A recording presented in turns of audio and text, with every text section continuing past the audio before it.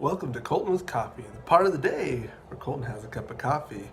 May the force be with you today as I try to hope for the best in warmer weather to come, because the next few days are going to be cold, they say. So here's to hoping a little Hawaiian theme where warm weather prospers and this hot coffee becomes iced coffee. Well, it may be iced today, but I would drink cold coffee in warm weather. But all that being said, welcome to Colton with Coffee, and we'll have some coffee together.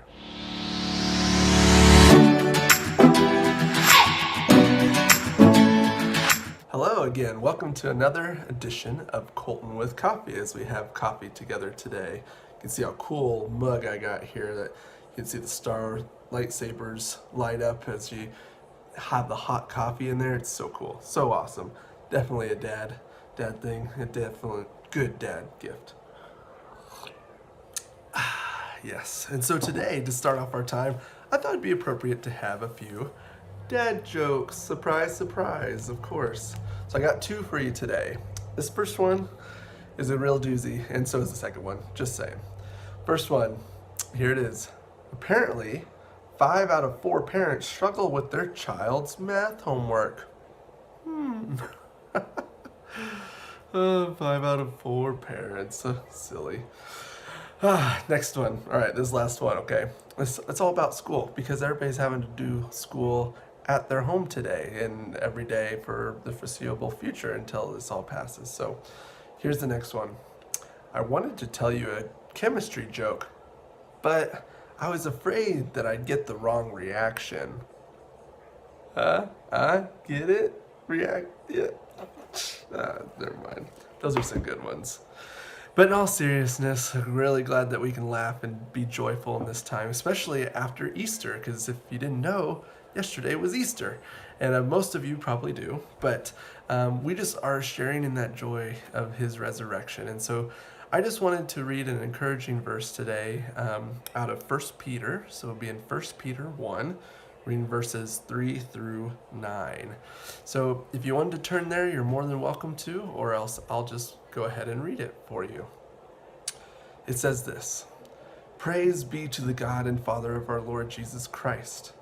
In his great mercy, he has given us new birth into the living hope through the resurrection of Jesus Christ from the dead, what he did yesterday, and into an inheritance that can never perish, spoil, or fade, kept in heaven for you, who, through faith, are shielded by God's power until the coming of the salvation that is ready to be revealed in the last time. In this you greatly rejoice, though now, for a little while, you may have to suffer grief of all kinds and trials. These have come so that your faith, of greater worth than gold which perishes even through refined by fire, may be proved genuine, and may result in praise, glory, and honor when Jesus Christ is revealed. Though you have not seen him, you love him, and even though you do not see him now, you believe in him, and are filled with an inexpressible and glorious joy, for you are receiving the goal of your faith, the salvation of your souls. What a wonderful passage, right?